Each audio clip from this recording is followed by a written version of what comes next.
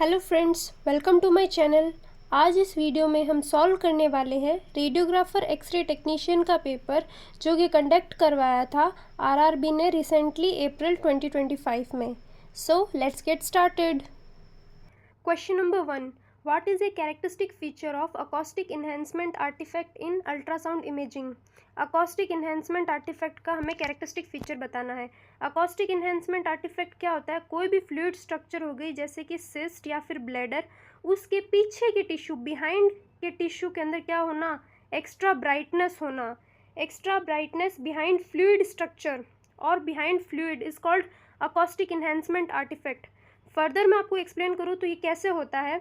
जैसे ये कोई भी फ्लूइड स्ट्रक्चर है, जैसे कि अपना हो गया गाल ब्लैडर, यूरिनरी ब्लैडर, कोई भी सिस्ट, जब साउंड वेव आके इससे टकराती है तो फ्लूइड के कारण इसकी इंटेंसिटी और स्ट्रेंथ बढ़ जाती है।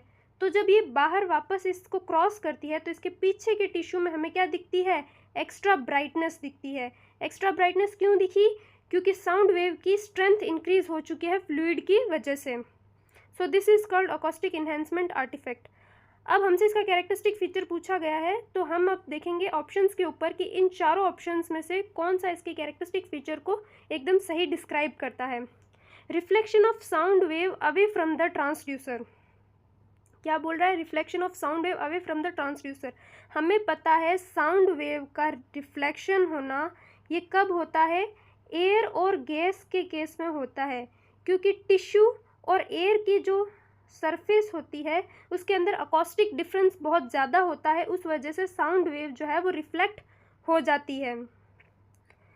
ये फ्लूइड के केस में नहीं होता है और इसकी वजह से अकॉस्टिक इन्हेंसमेंट तो बिल्कुल नहीं होता है। Acoustic enhancement means sound wave की स्ट्रेंथ में इंक्रीज होना। इसमें साउंड वेव की स्ट्रेंथ इंक्रीज नहीं हुई है बल्कि वो उस जगह से रिफ्लेक्ट हो चुकी है।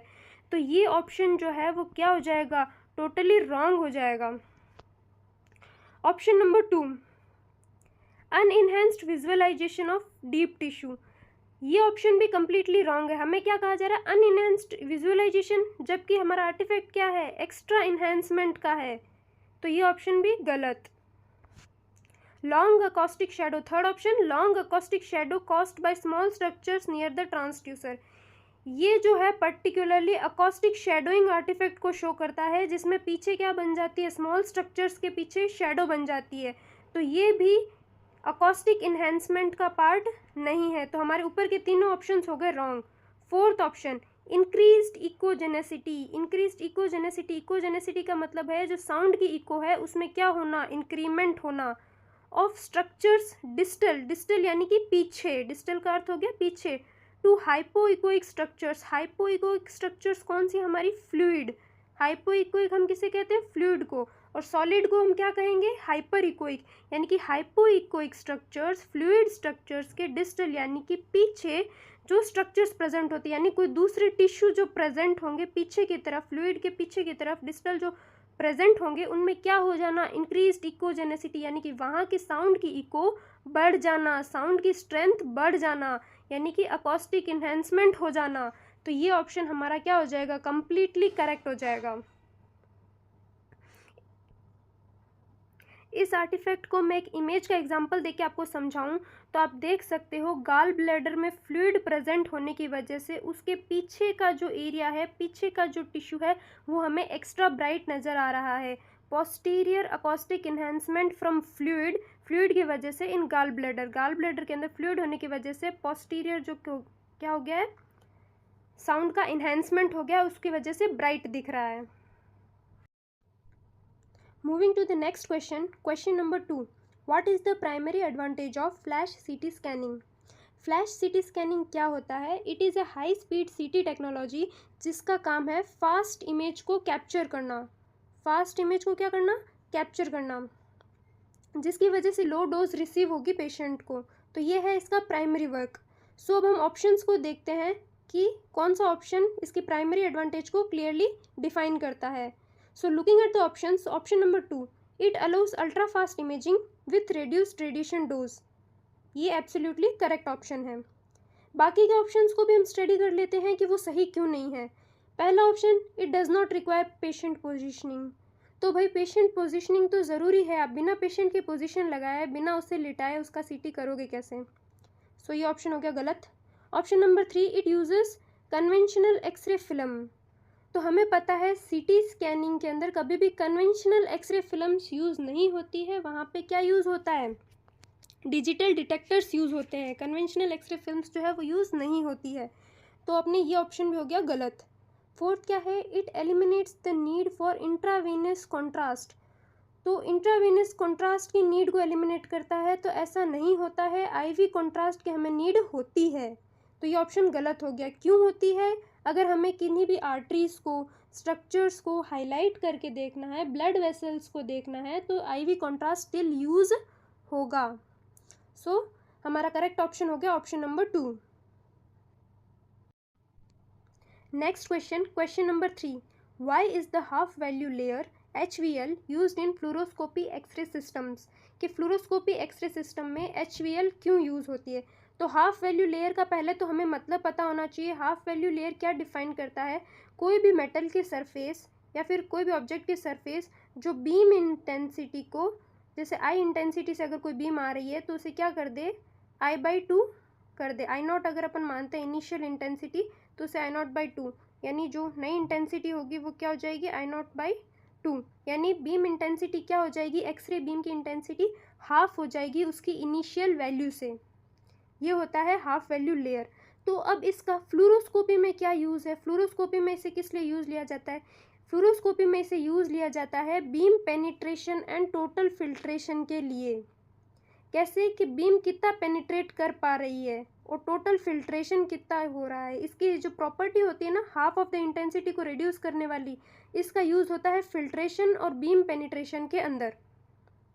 ओके गाइस, अब हम देखिए पिछले 3 ऑप्शंस जो हैं, नेक्स्ट जो बाकी के 3 ऑप्शंस हैं वो क्यों नहीं होंगे। तो कॉलिमेशन एक्यूरेसी, कॉलिमेशन एक्यूरेसी इसलिए नहीं होगा क्योंकि ये बीम की शेप और साइज़ को एडजस्ट करता है।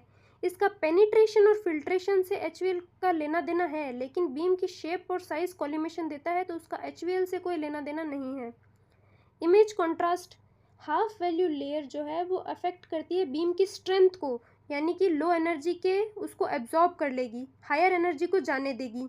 लेकिन इमेज कॉन्ट्रास्ट से उसका डायरेक्ट रिलेशन नहीं है, बीम स्ट्रेंथ से उसका डायरेक्ट रिलेशन है। नेक्स्ट है ग्रिड अलाइनमेंट। तो ग्रिड अलाइनमेंट क्या करता है? स्कैटर रेडिएशन को रिड्यूस करता है। ग्रिड अलाइनमेंट से क्या होगी? स्कैटर रेडिएशन रिड्यूस होगी।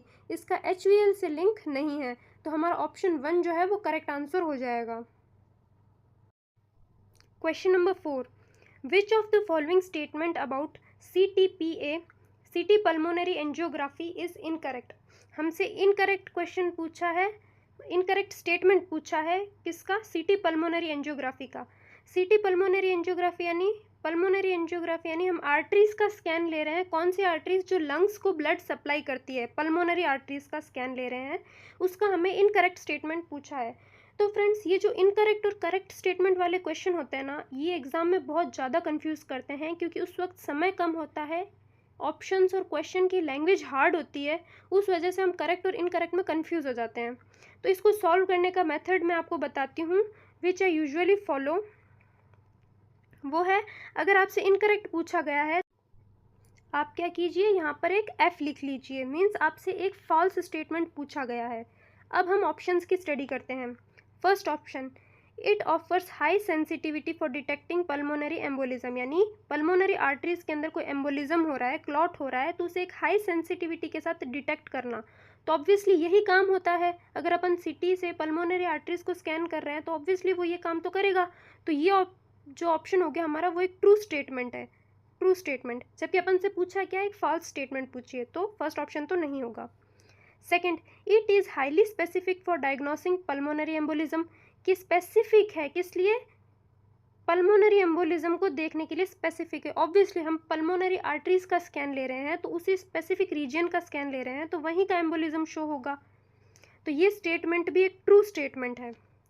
Third, it is a minimally invasive imaging technique, यानी इसमें जो इंसर्शन का काम है वो कम से कम हो रहा है, तो ये चीज़ करेक्ट है। इसमें सिर्फ इंसर्शन के नाम पे क्या होता है, कैनुला या फिर IV कैथेटर लगाया जाता है, जिससे कि कॉन्ट्रास्ट मीडिया डाला जा सके।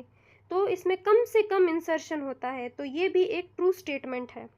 Fourth statement, it delivers a low radiation dose compare to other imaging modalities, यानी बाकी के कंपैरिजन के अंदर ये लो रेडिएशन डोज दे रहा है। तो भाई ये स्टेटमेंट तो बिल्कुल फॉल्स है, क्योंकि आप सीटी स्कैन कर रहे हो वो भी चेस्ट रीजन की, तो उसमें बहुत ज़्यादा हाई रेडिएशन डोज मिलती है पेशेंट को, लो रेडिएशन डोज नहीं मिलती है। तो ये हमारा हो गया एक false statement.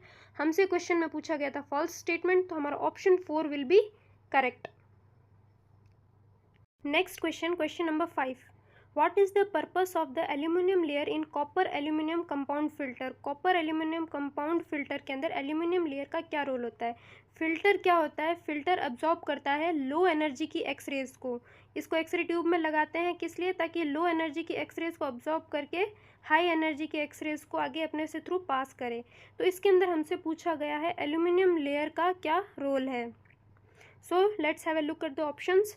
Option number 1, to enhance photo electric effect in copper. Copper के अंदर फोटो इलेक्ट्रिक इफेक्ट को एनहेंस करना, तो ये ऑप्शन सीधा सा गलत हो जाएगा, क्योंकि photo electric effect target material पे डिपेंड करता है, ना कि फिल्टर के किसी एलिमेंट के ऊपर, कि कॉपर के ऊपर डिपेंड करेगा। नहीं, फोटो इलेक्ट्रिक इफेक्ट किस पे डिपेंड करता है, टारगेट के ऊपर।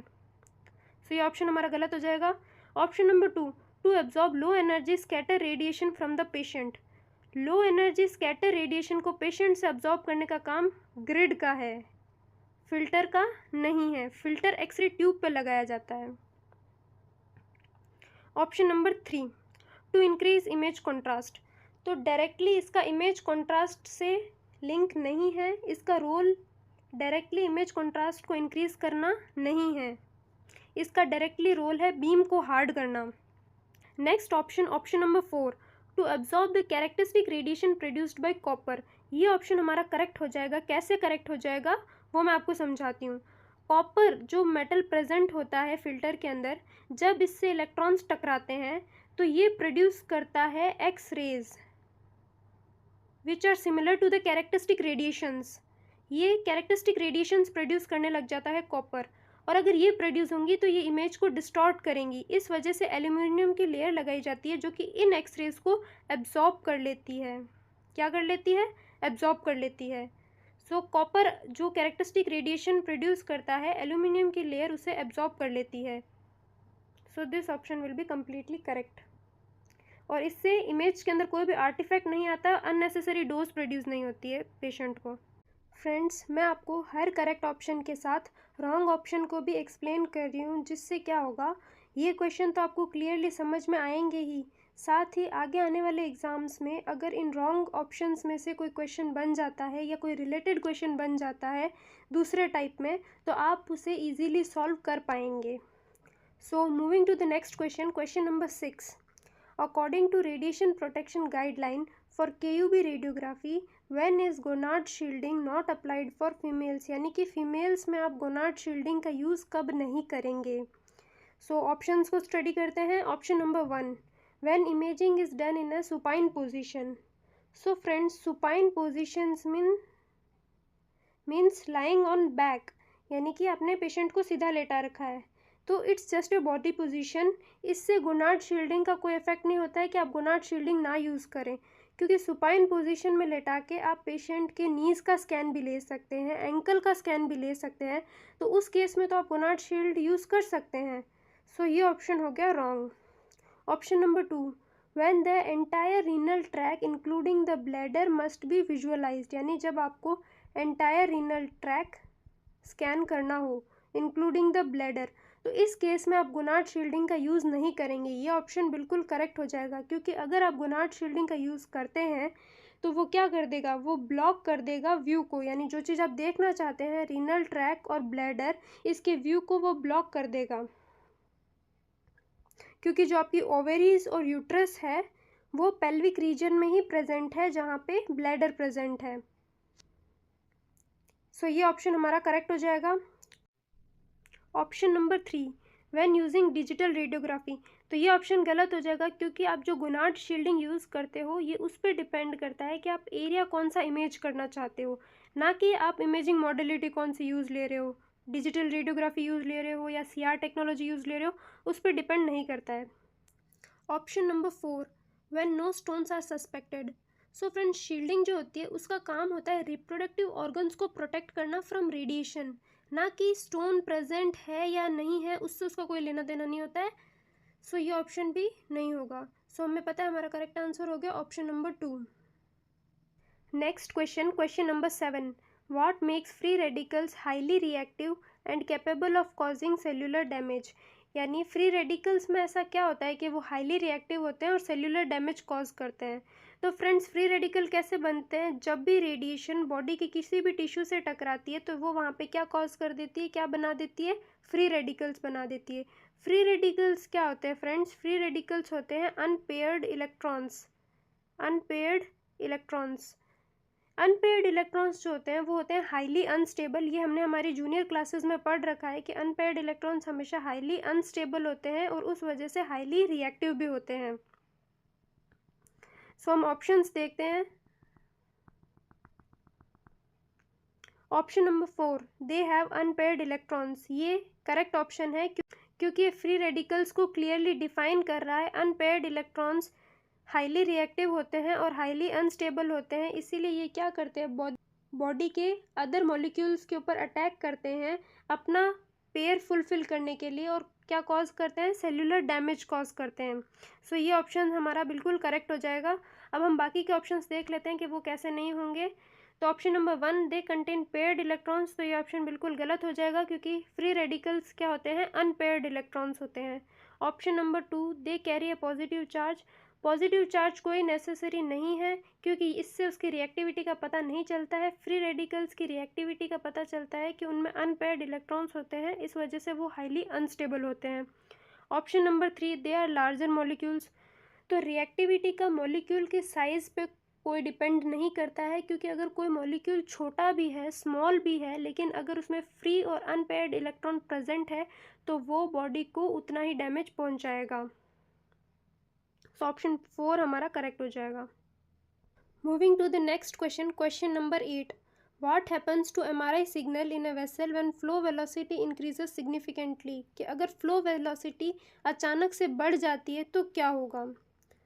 जब फ्रेंड्स फ्लो वेलोसिटी अचानक से बढ़ जाती है, इंक्रीज हो जाती है सिग्निफिकेंटली, तब हाई वेलोसिटी सिग्नल का लॉस होता है। क्यों होता है हाई वेलोसिटी सिग्नल का लॉस? क्योंकि जब वेलोसिटी बढ़ती है तो स्पिन मूव आउट हो जाता है इमेजिंग प्लेन से before signal can be measured, यानी सिग्नल मेजर होने से पहले पहले स्पिन जो है वो इमेजिंग प्लेन से आउट चला जाता है। इस वजह से क्या हो जाता है? सिग्नल लॉस हो जाता है। इसे हम फ्लो वॉइड और हाई वेलोसिटी सिग्नल लॉस भी कहते हैं।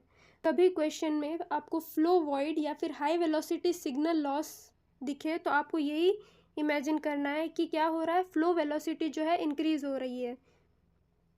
अब हम बाकी के रॉन्ग ऑप्शंस की भी स्टडी कर लेते हैं। First option, flow related enhancement increases, कि फ्लो रिलेटेड इन्हेंसमेंट बढ़ेगा। जी नहीं, ऐसा नहीं होगा, ये रॉन्ग ऑप्शन है क्योंकि इन्हेंसमेंट कब बढ़ता है? जब फ्लो क्या हो जाए, स्लो हो जाए, तब इन्हेंसमेंट बढ़ता है। फास्ट फ्लो के अंदर तो इन्हेंसमेंट उल्टा कम होगा। Option number 3, flow appears brighter due to increase signal, तो ये ऑप्शन भी गलत हो जाएगा क्योंकि फ्लो जो है वो डार्कर दिखेगा, ब्राइटर नहीं दिखेगा, डार्कर दिखेगा। क्यों? क्योंकि हमारे पास सिग्नल का लॉस हो रहा है, वेलोसिटी बढ़ने की वजह से सिग्नल का लॉस हो रहा है। सो ये ऑप्शन भी हमारा गलत हो जाएगा। Option number 4, there is no change in signal, कि सिग्नल में कोई चेंज नहीं होगा, तो ऐसा नहीं होता है, सिग्नल में चेंज आएगा।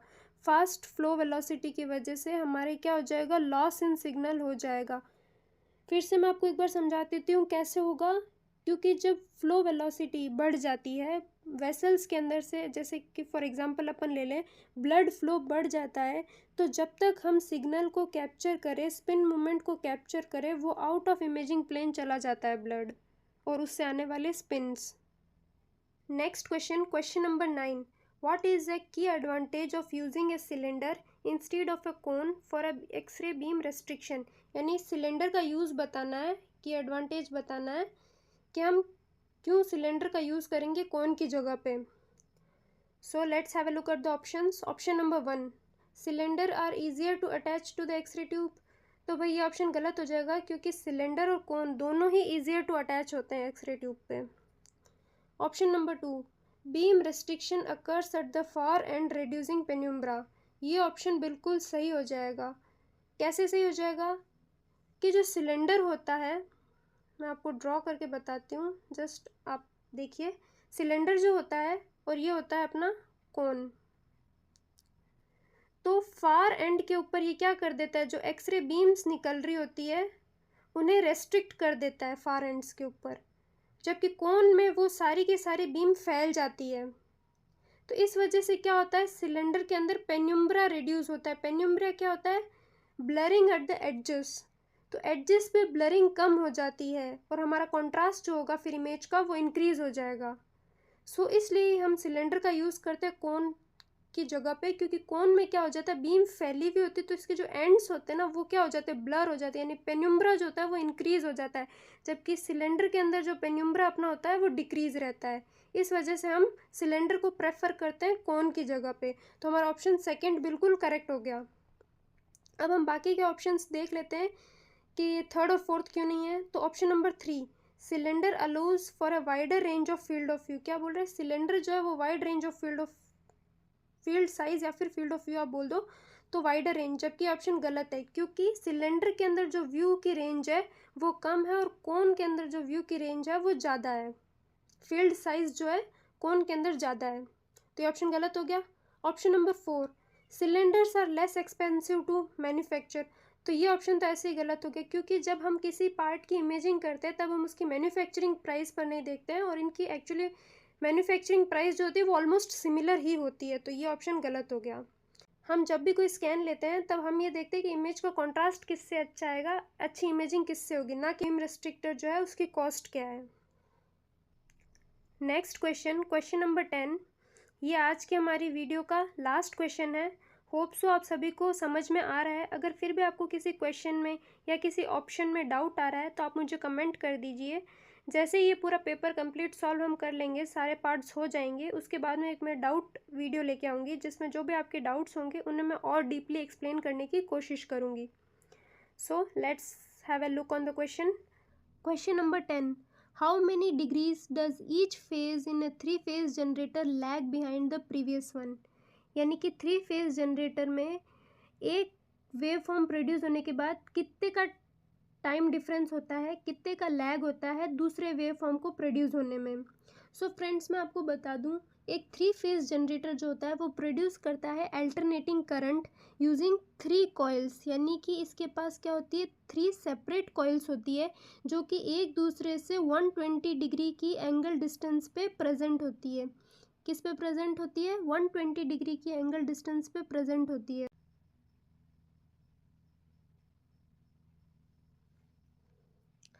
जो फुल वेव होती है वो होती है 360 डिग्री की, और ये सारी कॉइल्स जो होती है एक दूसरे से सेपरेटेड होती है 120, 120 एंड 120 डिग्री के ऊपर।